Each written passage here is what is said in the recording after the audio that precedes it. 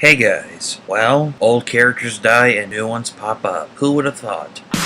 So far, this has been emotional, cool, and funny. What do we have so far in the show? Well, we have the end of Scorpio and the beginning of Houou Soldier. In episode 21 through 24, we learn more about him, see his new mecha, and we see some new villains along the way. We'll get to them later on. Before I talk about Houou Soldier, I should talk about Scorpio's final moments. As you guys know, Stinger has been holding a grudge against Scorpio because of him defeating Champ, who is back after being rebuilt by HQ and Kotaro, who moved there so he can learn and train to become a full-fledged Kyuuranger. In episode 20, during fighting Scorpio, Stinger stung himself and is now even more powerful. That technique is called Antares, which Scorpio points out it is a technique that some people in the Scorpio system do in order to boost their attacks. But the downside is that it will kill them afterwards. So after fighting Stinger and the Kyurangers, Scorpio kidnaps Stinger, injects more poison in him, goes on a rampage against the Kyurangers, and Kotaro manages to cure it. In episode 21, during the second fight with Scorpio, Stinger manages to defeat Scorpio, holds him in his arms. Scorpio says that Stinger's gotten strong, he's proud of him, and says that his lust for power consumed him. After that, Don Ormage appears and throws a deathly energy ball, and Scorpio sacrifices himself to save the Kyurangers. After that sad and touching moment, the Kyurangers manage to get the 3 Q-Tamas for the Argo ship. They turn into the Argo Q-Tama. Lucky summons it, and the Kyurangers awaken Otori Tsurugi, who gives himself a makeover with his Houou blade, becomes Houou Soldier, destroys the dark matter ships in one swoop, and destroys Madako. Speaking of Houou Soldier, let's talk about Otori Tsurugi. He's the first person to go to space and is a scientist, which is why Houou Voyager looks like a spaceship rather than the Phoenix. He's also the person that designed Raptor, which was surprising to me. Not only that, he's basically a nonchalant show-off who keeps bragging about his quote-unquote legends, and can be a pain in the ass to the Kyurangers, because if one of them says anything, he'll say my word, or that's my word. I guess you could say that he's the Beast Wars Silverbolt of the Kyurangers. I wouldn't go that far, but he's close. Thankfully he doesn't talk like a knight. Despite his quirk, he does have concerns for the team. When the tree sprite talks about what he did back in the past and that he had his comrades protect him, I was shocked that he did care about something. I mean, it's obvious why he's in this facade, but he's still a good character. What made me like him even more is when he tells his story on one of his friends, Cuervo. He's basically like Lucky and wants to save the galaxy,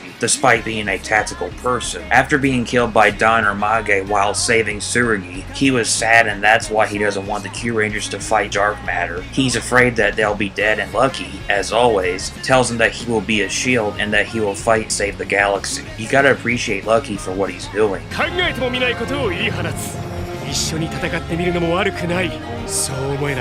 I will say that there's some funny scenes. There's one scene where Tsurugi listens to Raptor's gears. Spada shows up and he thinks that he's kissing her. Another funny scene from Spada, and hopefully there's more on the way. Another scene is where Lucky and Tsurugi fight on who is going to be the shield. Sholanpo intervenes, they let him be a shield, he gets confused, and gets blasted by the Vice Shogun. That's Sholanpo for you, confused and fun to watch. The last one might be my favorite. When Lucky and Tsurugi do the final attack from Q-Tamajin, the Vice Shogun uses the governor as a shield. Tsurugi says, what kind of person uses someone as a shield? Lucky tells him that he's not in the position to say that.